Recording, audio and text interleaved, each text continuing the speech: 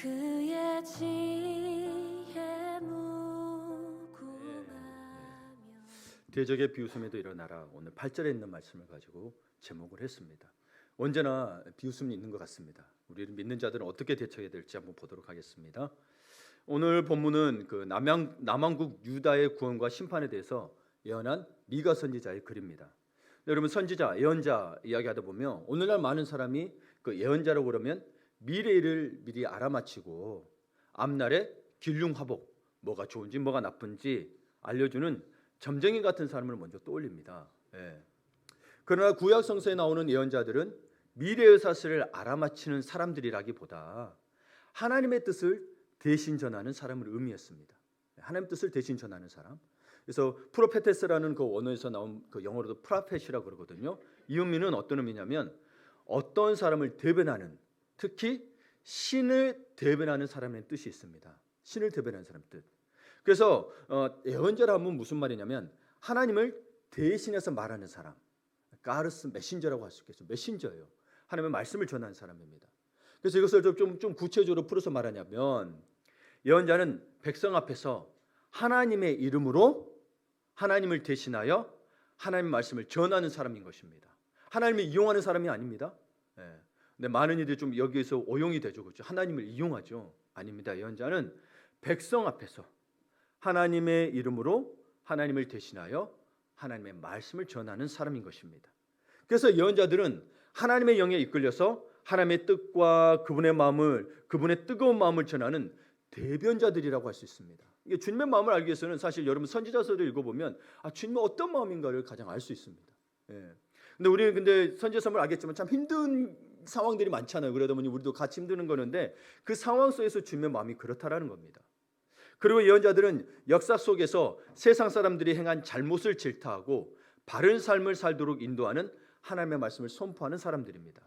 그래서 예언자들이 할 일은 뭐냐면 사람들에게 그 사람들이 듣든 듣지 않든 하나님의 뜻이 무엇인가를 말하는 것입니다. 왜냐하면 하나님이 명령하셨으니까.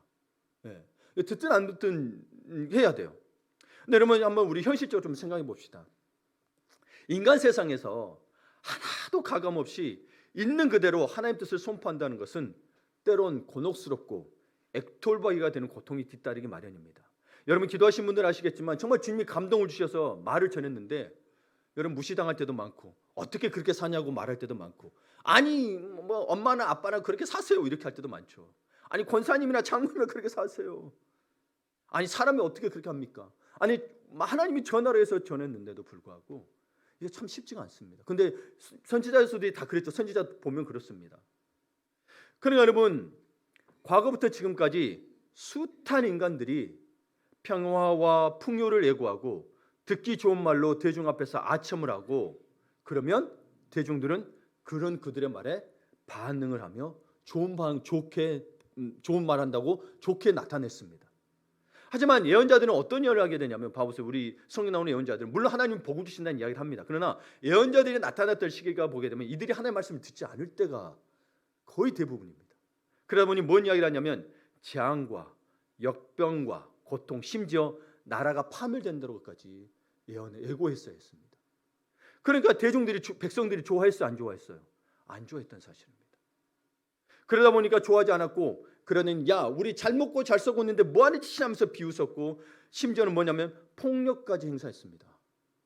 에레미야 선지자 같은 경우도 보시면 알겠지만 심지어는 저기 구덩이에 갇혀가지고 굶어 죽을 뻔도 하기도 했습니다. 안 꺼내줘가지고. 우리 예수님도 어쩌습니까? 온 인류를 구원하기 위해서 진짜 참 하나님의 뜻을 전하기 위해서 말씀대로 살아가고 하나님 나라를 전하기 위해서 오셨건만 그래서 십자가를 지셨건만 그들은 뭐요? 조롱하고 비웃었습니다. 그래서 예언자들은요 모두 자기 시대의 아픔과 문제를 온몸과 마음으로 감싸 안았던 설교자들이라고도 부릅니다. 이제 시대 설교자들이 그렇게 되어 있죠. 그러니까 여러분 사실 어떤 분들은 이렇게 이야기해요. 교회가 부흥하려면 부자 되는 이야기를 해라. 성공하는 이야기를 해라 그래요. 물론 여러분 성경에 부자 성공 이야기가 안 나오는 건 아닙니다. 하나님이 주시면 할 수 있습니다. 그러나 그건 복음이 아닙니다. 그럴 수 있다는 거지 그것이 영혼을 살리는 건 아니라는 이야기입니다. 심지어 여러분 그 부의 위험 때문에 부자관원은 근심하며 돌아갔잖아요. 그러면서 부자가 천국에 드는 것이 낙타가 바늘길 통과하는 것보다 어렵다고 할 정도로 예수님 이야기하신 걸 보면서 사실 그렇게 이야기하신 걸 보면 마가복음에 되면 예수님께서 그런 말이에요. 그를 사랑하여 그 이야기를 했다고 되어 있습니다. 그를 사랑하여. 그러니까 예수님께서도 그래 너가 다음에 기회 되면 돌아와라 그게 아니라 우리는 여러분 정말 영혼에 대한 사랑이 있으면 이렇게 될 수밖에 없다. 너 그러지 않으면 너 영혼이 망해. 너가 지옥에 가. 그러면 사람들은 그렇죠. 아니 왜 그런 소리 하냐? 왜 지옥 가는 소리 하냐고 그렇죠. 복음전하다 보면 그래요. 전도하다 보면 왜 하나님만 신이냐 그러냐고. 여러분 구원하실 분이 그분밖에 없다는 거예요. 구원하시니까. 다른 신들 봐보세요. 우리가 생각해도 구원할 수 있는 신인가요? 인간하고 다를 바가 없는 신들을 가지고 신이라고 이야기하고 있는데 어찌 그들을 신이라고 부를 수 있겠습니까? 차라리 내가 신은 하고 말지. 그렇죠? 근데 우리 주님은 정말 그분의 사랑과 은혜와 그분의 행하신 일들은 우리가 도저히 따라갈 수가 없는 거예요. 이분은 진짜 신이신 거예요. 진짜 신이신 거예요. 구약 시대뿐만 아니라 신약 시대를 거쳐 지금까지 크고 위대한 하나님의 사람들은 모두 대적들의 비웃음과 비아냥거림을 견디고 이겨낸 사람들입니다. 우리 예수님도 이겨내셨죠. 그들을 그래서 저주한 게 아니고 오히려 그들을 용서해달라고 하면서 그것을 받아들이고 수모와 비아냥거림을 받아들이고 십자가를 지셨습니다. 근데 성경에 그런 사람들이 참 많습니다. 근데 여러분 우리가 생각해 볼 때 어느 한 사람도 모든 것이 다 술술 잘 풀리고 아무 그 고통도 고난도 없어요. 모든 게 잘 된다고 해서 모든 사람들에게 칭찬과 존경과 인정과 박수를 받는 것은 아닙니다. 예. 우리가 흔히 말했던 정말 잘된 사람들 우리가 대그룹들 회장이라 할지라도 좋아하는 사람이 있고 그것을 인정하지 않는 사람도 있고 싫은 사람도 있게 마련이란 거죠. 성경에도 보게 되면 족장시대에 살았던 욥은요 진짜 부자였습니다. 당시 최고의 부자라 그랬어요. 자녀도 많고 종도 많고 농사도 잘 되었고 풍요로웠어요. 오늘날 말로 소위 진짜 성공한 사람인 거예요. 성공한 사람인 거예요. 그런데 여러분 참 욥은 그렇게 하면 우리가 이야기할 필요가 없겠죠. 부자라고만 이야기하면 뭔 이야기를 하겠어요. 근데 주님이 하나님 인정할 정도로 의로운 사람이었고 신앙생활도 잘했단 말이에요. 예. 하나님을 잘 섬겼고 심지어는 자녀들이 뭔가 잔치를 벌이고 나면 죄를 범했을까 봐 본인이 예배를 드려서 하나님 앞에 정말 죄 용서를 구했단 말이에요. 그러나 그렇게 의로웠던 욥도 고난을 받게 됩니다. 그러니까 우리가 착하게 산다고 해서만 고난을 안 받는 게 아니라는 거예요. 한순간에 10명의 자녀들이 강한 바람에 지붕이 무너져 내리는 바람에 다 죽어버렸습니다. 재산도 모두 잃게 됩니다. 다 막 도둑들이 오고 강도도 와서 다 가져가 버리고 심지어 여러분 그나마 겨우 옆에 남은 게 아내가 남았어요. 근데 이 믿었던 아내도 나중에 욕을 한 바가지 나고 떠납니다. 차라리 목매달고 죽어라 이런 식으로 하면서 저주라고 떠나버렸습니다. 왜냐하면 몸에 악성 종기가 나가지고 병에 걸려 피고름이 나고 고칠 수가 없네요. 고쳐지도 않는 거예요. 가려움증에 너무 고통스러워서 성경 표현을 보게 되면 깨진 기와장으로 몸을 긁고 있었다는 거예요. 이 깨진 기와장으로 살이 찢기잖아요. 얼마나 가려우면. 그래서 그나마 마누라도 떠나고 믿었던 마누라 떠나고 그래도 친구들밖에 없다 해서 친구들이라고 찾아왔지만 그들마저 욥을 이해하지 못했습니다. 네가 이렇게 된 것은 네가 뭔가 죄를 저질렀기 때문이지 인과응보로만 이야기하는 거예요. 인과응보로만. 우리 하나님 인과응보의 하나님 아닙니다. 우리 하나님은 사랑의 하나님입니다.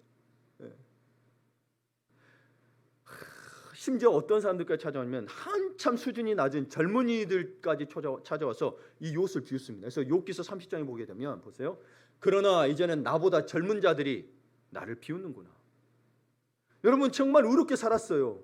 근데 이 수모를 겪었다는 거예요. 그들의 아비들은 내가 보기에 내 양떼를 지키는 개 중에도 들만하지 못한 자들이라. 그러니까 이 젊은 자들이 와서 했는데 이 가정이 사실은 그렇게 좋지 않은 가정들이라는 거예요. 이 건달 같은 가정들이란 거예요. 그렇게만 또 못한 자들이 와서 나를 비웃는다는 거예요. 그래서 욥이 단순히 여러분 이 몸의 육체만 고난을 당한 게 아니고 심지어 이런 조롱까지 당했다라는 거예요. 여러분 그렇잖아요. 이 조롱당하는 게 정말 견디기 힘들잖아요. 애굽의 총리 요셉도 그런 고난을 받았죠. 고난의 종류가 다른데 사실 여러분 요셉도 고난을 받을 이유가 없습니다. 여러분 성경을 보면 아시겠지만 욥처럼 하나님께서는 그에게 꿈과 비전을 주셨고 그냥 그런 꿈과 비전을 이야기하고 그냥 부모 말씀에 잘 순종하고 사랑받고 그런 아이였어요. 그런데 형들은 요셉의 응원하기보다 그 꿈을 비아냥거리고 지나가면은 이 꿈꾸는 자가 오네 이러면서 조롱했어요. 저기 꿈꾸는 자가 온다. 형제들끼리 조롱했어요, 여러분. 이 조롱이 다 있다라는 거예요. 욥도 그 젊은 자들이 조롱했죠. 여러분 성경 보다 보면 우리가 놓치고 있는 부분이 있는데 이럴 때 좀 알게 되죠, 그렇죠? 조롱받았어요. 단순히 뭐가 없어진 것만의 문제가 아니었어요. 그런데 여러분 요셉 같은 건 어때요? 심지어 형제들이 요셉을 죽이려고까지 했죠. 꿈마저 완전히 없애려고 했다는 거예요. 다윗도 한번 볼까요? 여러분 다윗의 가장 유명한 장면은 다윗과 골리앗의 싸움인 거죠. 근데 여러분 다윗 그래서 보니까 다윗 하나님 함께 하셔가지고 골리앗과 싸워서 승리했네라고만 생각하면 안 됩니다. 그 앞을 보게 되면 다윗은 골리앗과 싸우기도 전에 시기와 질투와 비웃음을 먼저 당했습니다. 그러니까 여러분 만약에 여러분이 저 같으면 다윗이라면 우리 속된 편으로 마음이 속상해서 혹은 기분 나빠서 기분 더러워서 싸우러 안 나갔을 거예요. 어떤 일이 있었냐면 그의 큰형, 다른 사람도 아니고 큰형 엘리압이 장남이 다윗을 수많은 사람들이 지켜보는 앞에서 이 교만한 놈 완악한 자라고 망신을 줬거든요. 여러분 형제끼리 좀 안 좋더라도 말을 안 하는 그 자리에서 사람 많은 데서 나중에라도 뒤에서 이야기하면 되잖아요. 근데 그것도 아니에요. 형이 그냥 아예 모독을 준 거예요. 한 피를 나눈 형이. 그러니까 골리앗에 맞서는 막내 동생을 칭찬하지는 못할 망정 수많은 동족들 앞에서 여기 그 골리앗과 싸우기 때문에 군대들이 있었거든요. 군대들이. 그래서 망신을 준 거예요. 그래서 사무엘상 17장 28절을 볼까요? 제가 읽어드리면 큰형 엘리압이 다윗이 사람들에게 하는 말을 들은지라 그가 다윗에게 노를 바라에 이르되 네가 어찌하여 이리로 내려왔느냐 들에 있는 양들은 누구에게 맡겼느냐 나는 네 교만함과 네 마음의 완악함을 아노니 네가 전쟁을 구경하러 왔도다. 아니요, 아버지가 갖다 주라고 해서 왔거든요. 형님들 먹을 거 갖고 갖다 주러 왔어요. 근데 딱 보니까 골리앗이 너무 모독하고 있는 거예요. 이스라엘 왕과 이스라엘 민족 모독하고 있으니까 마음에 이제 하나님의 성령의 감동 일어난 거죠. 그래서 이 놈이 누구냐고 하면서 이렇게 하려는데 형이 아이고 교만한 놈, 완악한 놈. 너가 뭔 전쟁을 한다고 너 구경하러 왔지 이런 거예요.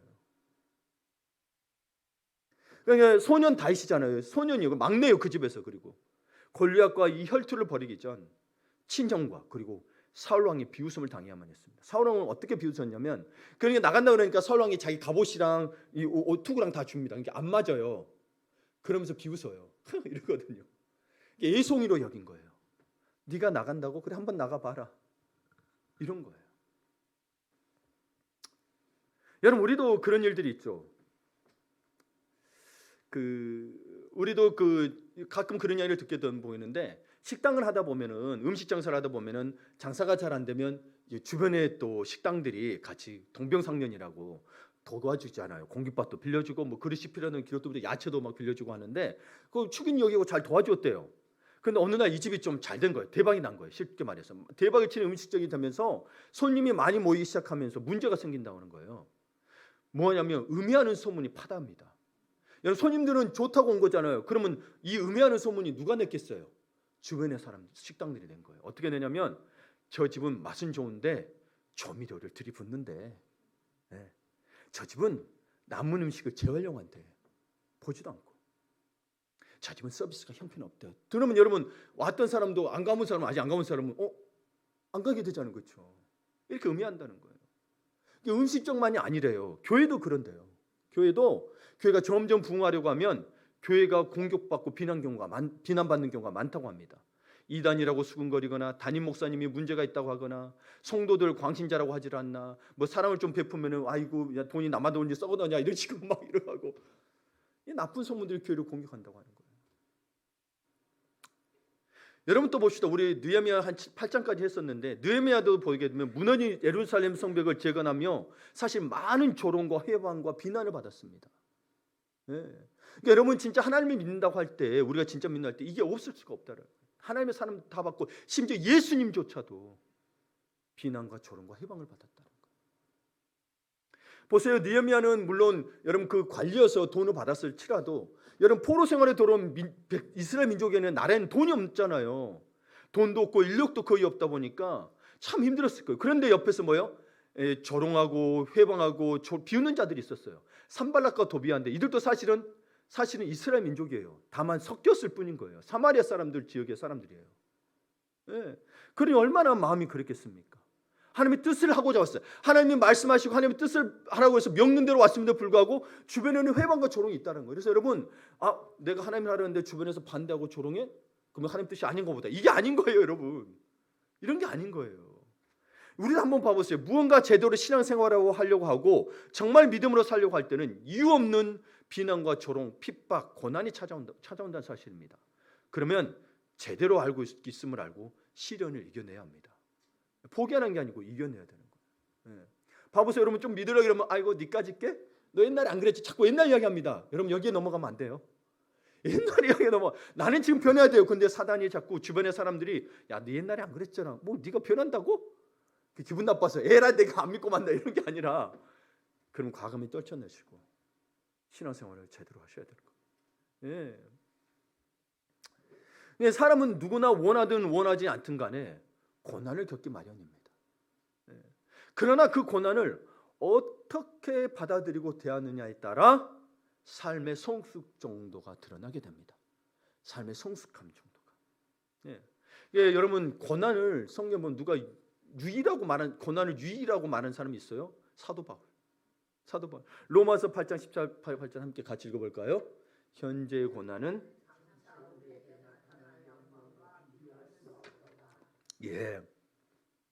아니 고난 때문에 힘들어 죽겠는데 무슨 비교할 수 없다라는 거예요 지금. 이게 유익이 된다라는 거예요. 믿음의 사람이 겪는 고난은 반드시 그 이후에 그 영광의 대가를 가져올 거라는 거예요. 그러니까 지금 고난 아무리 힘들어도 여러분 정말 죽을 것 같은 고난이라도 장차 다가올 영광에 비하면 세 발의 피라는 거예요. 근데 우리가 그거 보기 힘들잖아요. 그래 이 말씀을 믿으시라는 거예요. 바울이 한 이야기예요. 바울이. 믿음의 사람 바울이 한 이야기. 믿으시라는 거예요. 아이고 주님 당장 이거 좀 나를 해결해 주시지. 정말 해결해 주면 좋겠어요. 근데 안 해준다고 원망하시고 장차 다가올 장차 주실 그 영광을 바라보라는 거예요.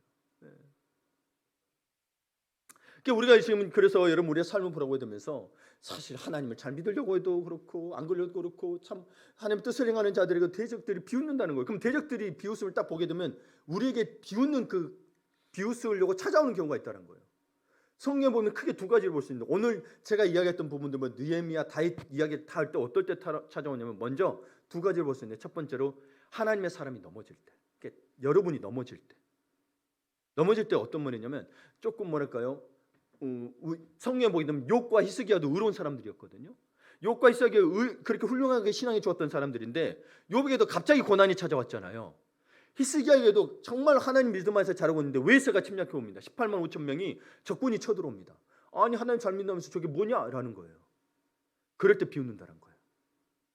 그러니까 우리가 보게 되면 사실 그래요. 그러니까 어떤 분들이 그런 기도도 해요. 아이고 하나님 영광 가리니 제발 저를 이것도 잘 되게 해주시고 망하지 않게 해주시고 아프지 않게 해주시고 가난하게 이게 그 마음이 느껴지는 거예요. 여러분 봐보세요. 비웃을까봐 내가 정말 부자 되고 뭐 성공이 그런 뜻이란 게 아니고 이 믿지 않는 자들이 비웃을까봐 전도의 길을 가림할까봐 하나님 나 아프지 않게 해주시고 하나님 내가 아프면 어떻게 복음을 전합니까? 저 사람들 얼마나 손가락질하겠습니까? 라고 이야기하죠. 그렇죠? 그런 상황들인 거예요. 근데 욥과 히스기야에게도 뭐요? 그게 왔다라는 거예요. 이게 안 올 수가 없는 거예요. 기도는 할 수 있어요. 기도는 할 수. 근데 그걸 만약 오게 되면 받아들여야 된다는. 근데 그때 뭐냐면 사실 우리 믿음의 사람들이니까 또 믿음으로 이겨내면 되잖아요. 근데 와서 옆에서 마음 속을 긁는다는 거예요. 비웃고 조롱하고. 아이고 네가 하나님 믿는다더니. 아이고 네가 하나님 잘 믿는다고 하면서 교회가 이렇게 헌신하고 또 뭐 헌금다고 그랬더니 너 그렇게 되고 이런 식으로 비웃는단 말이에요. 거기에 넘어가지 마시라는 거예요. 두 번째, 어떤 때 또 비웃냐면 하나님 뜻대로 나가려고 할 때 비웃는다는 거예요. 내가 예수를 더 잘 믿으려고 할 때, 신실하게 하나님 앞으로 바르고 살려고 할 때, 아까 이야기했죠. 비웃는다는 거예요. 아이고, 네가 잘 믿는다고? 아이고, 그래 잘해봐라. 두고 볼게. 이런 식으로. 그러니까 여러분 대적들은요, 우리가 넘어졌을 때나 침륜에 빠졌을 때도 비웃고. 하나님 말씀대로 우리가 세상적으로 보는 좀 하나님 말씀에 따라서 착하게 살아보려고 하는 때도 비웃는다는 거예요. 야, 이놈들은 대적들은 그런단 말이에요, 여러분. 악해요. 우리가 아무리 좋은 일을 해도 칭찬하는 경우가 없어요. 비웃어요. 비웃는다는 거예요. 그러면 우리는 그 비웃을 때 어떻게 되느냐? 어떻게 되느냐? 한번 느헤미야를 보게 되면 느헤미야는 성벽을 계속해서 건축했습니다. 비웃음과 조롱과 회방이 있음에도 성벽을 계속 건축했습니다. 대적에게 보란듯이 사명을 완수하며 승리했습니다. 그러니까 여러분, 우리에게 하나님의 일을 행할 때에 반대하고 누가 공격하네, 아이고 이거 해방을 놓네, 하나님 뜻이 아닌가 보다, 놓는 사람들이 있어요. 하나님 뜻이라면 다 순탄해야 된다고 생각해요. 여러분, 하나님의 뜻이기 때문에 오히려 사단의 방해가 더 세다니까요. 근데 그건 분별하셔야 돼요. 내가 하나님 뜻으로 행하고 있는 건지 내 욕심으로 행하고 있는지 본인이 분별하시면 돼요. 네.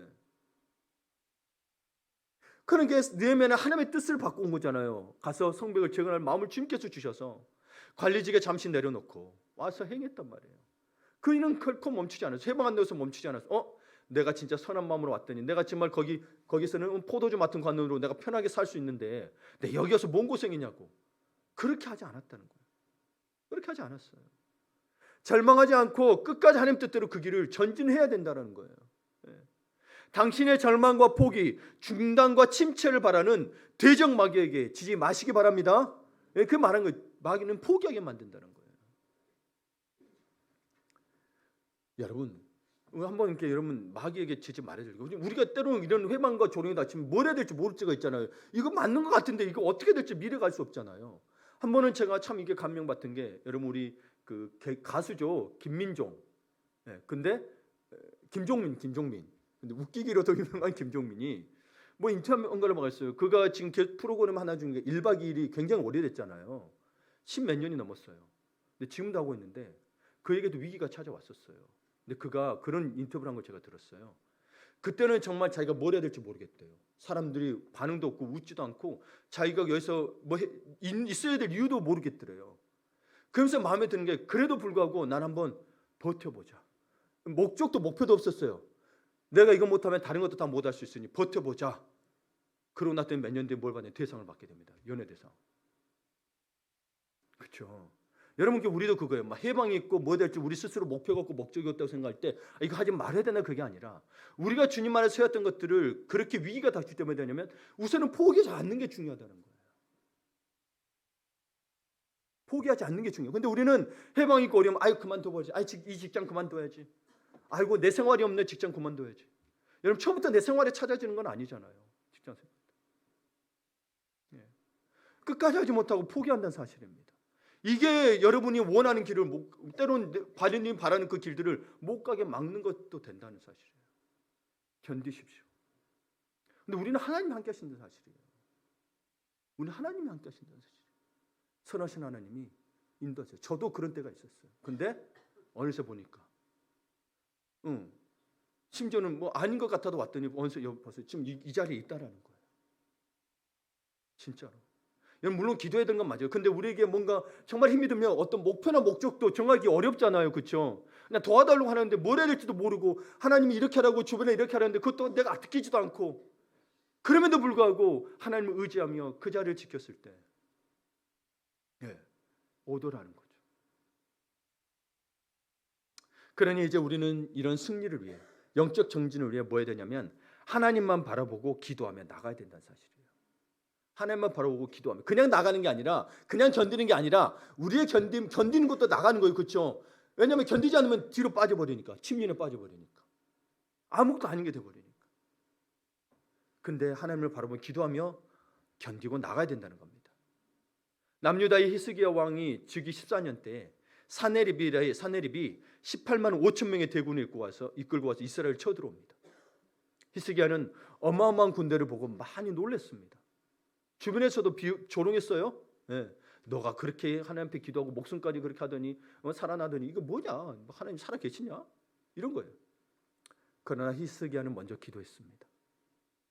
히스기야는 절대로 사네립과 싸우지 않았습니다. 아니, 정확히 말하면 사네립을 보지 않았습니다. 군대를 보지 않았습니다. 하나님을 바라봤습니다. 그러니 뭐 했어요? 기도했습니다. 어차피 내가 못 이겨요. 근데 우리는 그 두려움으로 져버리죠. 어차피 못 이기를 아는데 두려움 때문에 위축돼가지고 항복해버리고 포기해버린다는 거죠. 두려움을 이겨내십시오. 근데 내 힘으로는 못 이겨내요. 두려움보다 위대하신 하나님을 바라봐야 된다는 사실입니다. 전적으로.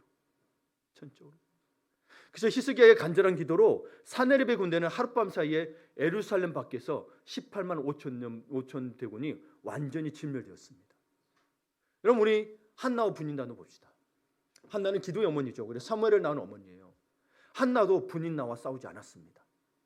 지난주에 제가 설교했지만 아이를 임신하지 못한 한나는 옆에서 놀리고, 심지어 분인나가 어떻게 표현이 됐냐면 격동시켰다고 했어요. 그러니까 얼마나 한나를 괴롭혔는지 아시겠죠, 그렇죠? 아이도 못 낳는 게 뭐 어쩌면서 막 했을 거예요. 물론 질투 때문에 그런 거 있어요. 남편이 한나를 많이 사랑했으니까. 근데 어쨌거나 여러분, 격동시키면 기분 나쁘잖아요, 그렇죠?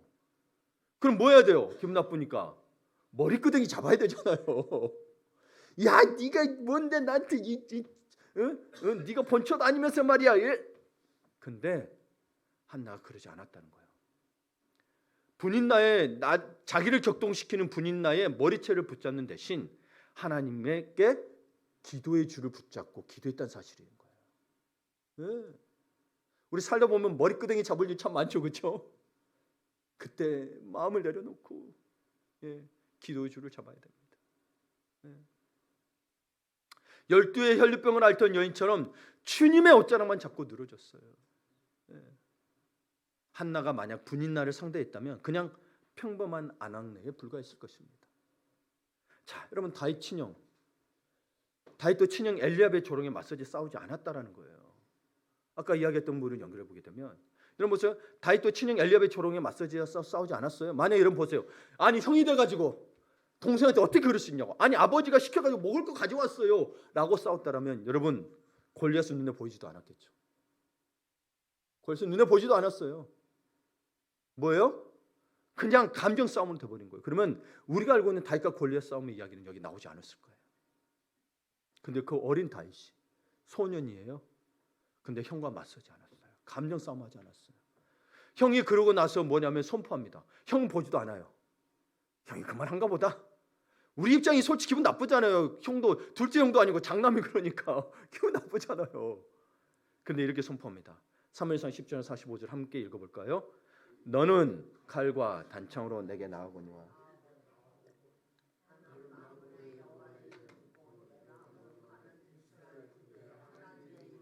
나아가노라. 아멘. 형을 보는 게 아니고 여호와를 바라본 거예요. 다윗은 영적인 원리를 너무 잘 알고 있었어요. 영적인 원리를. 다윗, 어린 다윗이 이렇게 영성이 컸습니다. 이 싸움을 자신과 형과의 감정 싸움으로 만들지 않았어요. 하나님이 다윗을 거기에 보냈을 때는 우리는 이미 알고 있으니까 다윗과 골리앗의 싸움을 통해 하나님이 영광 받으셨잖아요, 그렇죠? 자신과 엘리압과의 싸움으로 만들지 않았고, 그리고 또 자신과 골리앗의 싸움으로 만들지 않냐고 뭐로 나가냐면 하나님과 골리앗의 싸움으로 만들어 버립니다. 이제는 뭐예요? 이스라엘 군대에 하나님의 이름으로 나간다고 그랬잖아요. 자기가 나가는데 그러면서 이 전쟁의 승패는 누구에게 달리게 된 거예요? 하나님께 달리게 된 거예요. 와, 이 어린 다윗이. 그러면서 그 다음에 46절에 보게 되면 17장 46절에 보게 되면 볼까요? 47절인가요? 예. 또 여호와의 권하심이 칼과 창에 있지 아니함을 이 물에게 알게 하리라. 전쟁은 여호와께 속한 것인즉 그가 너희를 우리 손에 넘기시리라. 아멘. 와, 이 표현을 쓴 거예요. 전쟁은 하나님께 여호와께 속한. 그러니까 여러분, 우리가 세상에 많은 싸움들이 있어요. 이 싸움이 나와 누군가의 감정 싸움이 되지 않냐고 하나님과 그의 싸움이 되게 하기 위해서는 뭐예요? 내가 여호와 이름으로 나가야 되는 거예요. 담대할 때는 담대하고 내가 피할 때는 피해야 돼요. 분인나와 싸우지 말아야 될 때가 있어요. 한나도 뭐요? 분인나 싸우는 대신 누구에게 나갔어요? 여호와 하나님 앞에 나갔잖아요. 그래서 엘리 대사장이 너 술 취했냐라고 할 정도로 그렇게 기도했어요. 흐느껴 그렇게 기도했다는 거예요. 느헤미야도 산발락과 도비아와 싸우지 않았습니다. 그러니까 하나님의 사람들은 일일이 사람과 대응하지 않고 하나님께 읍소한다는 사실인 거예요. 하나님께 모든 상황을 호소하는 거예요. 호소하는 거예요. 주님, 내가 있다면 마음이 상했지만 내가 이렇고요 저렇고요. 내가 그러나 하나님 이름을 날리는 자로서 내가 어떻게 해야 될지 몰랐습니다. 주님, 내 마음 너무 속상하지만 이러면서 다 호소하는 거예요. 하나님 앞에 다 호소하는 거예요. 사람에게는 감정 표현을 못할지 몰라도 하나님께 다 하는 거예요. 철저하게 하나님 앞에 모든 상황을 보고하며 기도한 거예요. 그러면서 느헤미야는 끝까지 성벽 건축하기를 멈추지 않았다는 사실입니다. 그러니까 우리에게 맡겨진 사명을 소홀히 여기지 마시고요. 맡은 사명을 방해하고 해방하는 또 비웃고 조롱하는 대적들이 많다라는 거예요, 주변에. 사실 그게 다 영적 전쟁이에요. 거기에서 비난과 조롱이 쏟아질 때라도 끝까지 하나님만 바라보고 오히려 그것을 성취하고 승리함으로 모든 악한 비방을 오히려 뭐요? 그들에게 돌려주게 되는, 우리 웃음거리, 그들의 웃음거리를 만드는 그런 상황이 나온다는 거예요. 네. 상황이 역전된다는 거예요, 진짜로. 그러니까 우리가 정말 주님을 온전히 바라보고 있냐는 거예요. 네. 딱 10까지만 참으면 좋겠는데 10까지만 딱 견디면 주님 바라봤으면 좋겠는데 견디고 견디다 8까지 하다가 무너질 때도 있고 9까지 갔다가 무너질 때도 있고 턱 앞에서 무너질 때가 참 많다는 거예요. 문턱 앞에서. 여러분 사랑은 우리 세상을 지금도 살아보면 알겠지만 예나 지금이나 악인은 믿음의 사람을 조롱합니다. 믿음의 사람들은요 악인의 조롱으로 인해 고통받아요. 지금도 고통받아요. 예수님이 그렇게 조롱받았던 것처럼 믿음의 사람들은 악인의 조롱을 받습니다. 예. 하지만 이 상황을 어떻게 극복해 나갈 것인가? 어떻게 극복해 나갈 것인가? 미가서 7장 8절, 오늘 읽었던 8절에 영적인 원리가 나옵니다. 예. 여기도 영적 원리가 나와요. 다윗처럼 참 그런 게 나오는데요. 함께 읽어볼까요? 나의 대적이여 나로 말미암아 기뻐하지 말지어다. 나는 엎드러질지라도 일어날 것이요 어두운 데에 앉았을지라도 여호와께서 나의 빛이 되실 것이미로다. 아멘. 그러니까 여러분이 정말 신실하게 하려고 하고 때로는 그래서 어려움이 닥쳤어요. 어려움이 닥쳤어요. 때로는 진짜 하려고 하는데 비웃어요. 대적들이 비웃을 때 이렇게 고백해야 되는 거예요. 그러니까 우리는 엎드러진다는 거예요. 연약해서 엎드러지고 어두운 데 있다는 거예요. 그러니까 나는 엎드러질지라도 일어날 거야. 어두운 데 앉을지라도 여호와께서 나의 빛이 되신다니까. 아멘. 이렇게 선포하셔야 돼요. 자꾸 선포 안 하면 자꾸 내가 하려고 그래. 그러면 나는 못 이겨내요. 나 마음은 고달프고 더 힘들어요. 봐보세요. 이걸 어디다 풀 거예요, 여러분? 누가 알아줘요? 누가 알아줘요? 여러분 그래 간데서 여러분 누가 알아주고 뚝딱 해주던가요? 아니라니까. 이걸 기억하세요. 이 구절 암송하지 못할지라도 제발 내가 엎드러질지라도 일어날 거고요. 어두운 데 앉을지라도 여호와 나의 빛인다라고 선포하시라는 거예요. 선포하시라는 거예요. 내 마음에 믿음이 생겨요. 말씀이잖아요. 말씀이죠. 그러니 다시 한번 해볼까요? 나는부터 다시 해볼까요? 나는 엎드러질지라도 일어날 것이며 어두운 데 앉을지라도 여호와께서 나의 빛이 되실 거야. 아멘. 예, 어렵고 힘들 때마다 선포하십시오. 예. 그럼 그냥 이렇게 했냐? 그건 아니고요. 이 담대한 고백의 근원이 7절에 있습니다. 7절 한번 여러분 성경책을 보시면 제가 읽어드릴게요. 우리 함께 같이 읽을게요. 성경책 보시면서 오직 나는 여호와를 우러러보며 나를 구원하시는 하나님을 바라보나니 나의 하나님이 나에게 귀를 기우시리로다. 네, 아멘. 네. 그러니까 여러분 봐보세요. 우리는 여호와를 우러러볼 때 사실 넘어져요. 연약하니까 넘어져요. 넘어진 게 사실이에요. 그런데 어둠 가운데 앉을지라도 다시 승리할 수 있다는 거예요. 사실 이미 승리를 주었는데 우리가 연약하니까 자꾸 그 승리 끝까지 못 가고 자꾸 넘어지는 거예요. 그래서 우리가 마라톤 한다 그러면 40.19km 뛰어야 되잖아요. 근데 중도에 막 자꾸 포기하는 거죠. 근데 다시 일어서라는 거예요. 목적지까지 가라는 거예요. 이미 승리는 있어요. 우리에게 모두에게 우리 믿는 자에게 승리를 주셨어요. 마라톤처럼 1등을 뽑는 금메달이 아니라 그걸 통과하는 사람은 모두 승리예요. 근데 여호와를 바라보고 가라는 거예요. 일어나서 가라는 거예요. 포기하지 말고.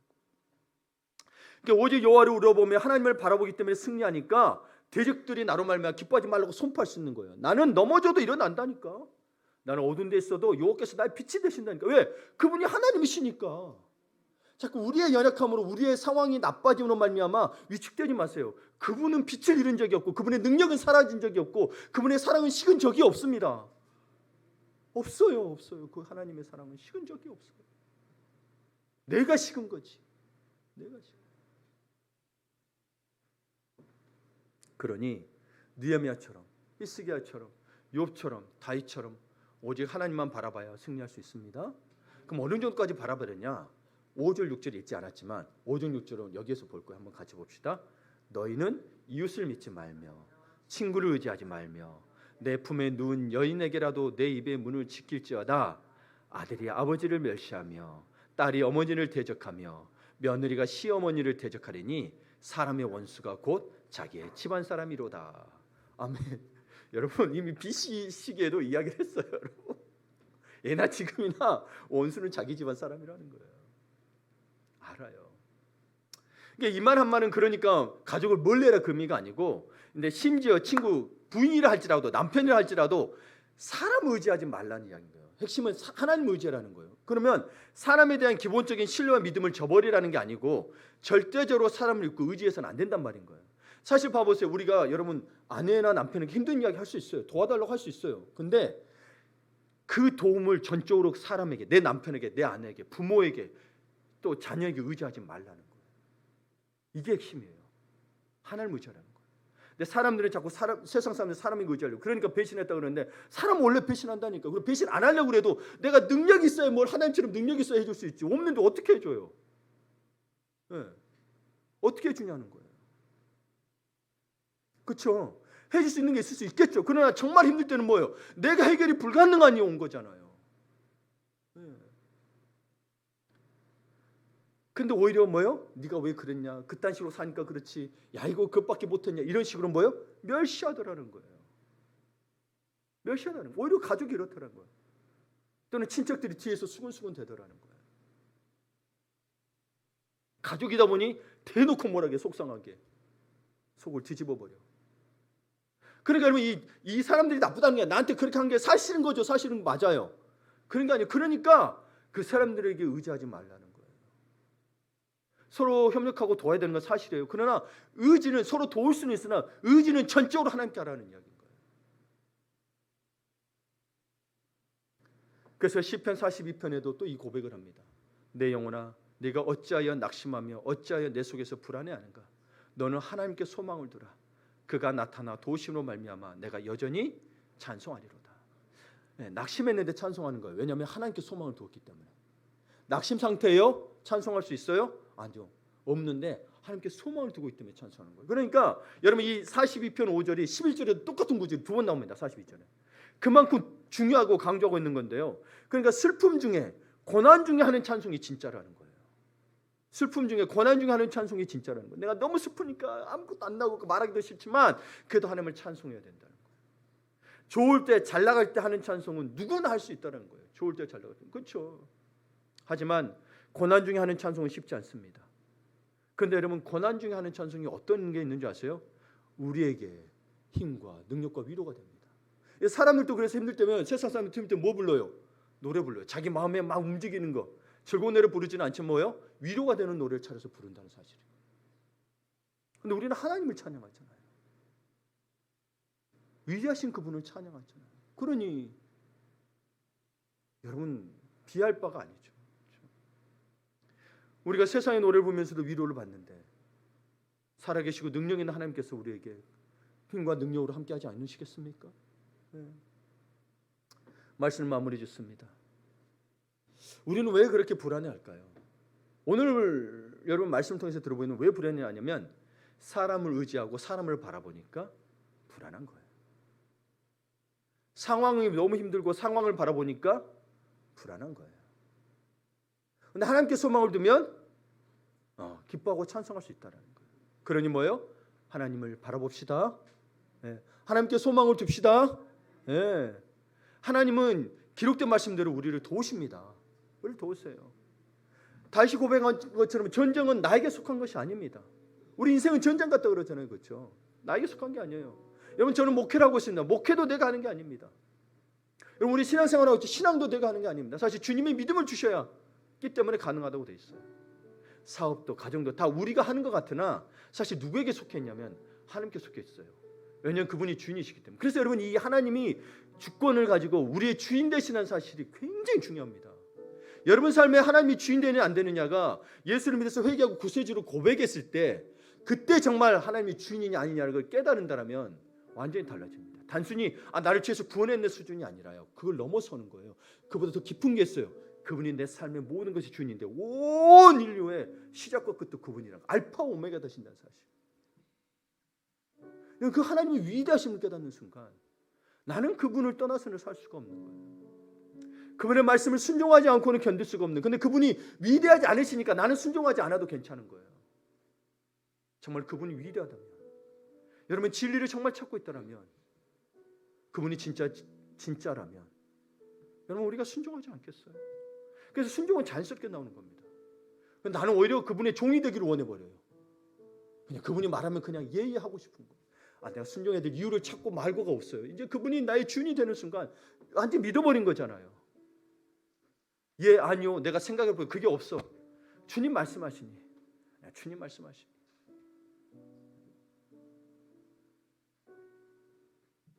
여러분 그러니 저도 그렇습니다. 목회도 제가 하는 것도 아니고요. 신앙도 여러분 우리가 하는 것도 아니고, 우리 앞으로 하늘빛 교회에 있는 뭐 큰나무 프로젝트도 하늘빛 아카데미도 내가 하는 게 아닙니다. 그저 뭐 할 뿐이냐면 모두 하나님께 속한 것임을 믿을 뿐입니다. 아멘. 그런 여러분 하나님을 진심으로 바라보고 그 주님 안에서 주시는 복된 은혜를 누리는 귀한 사순절 기간이 되기를 축원합니다. 아멘.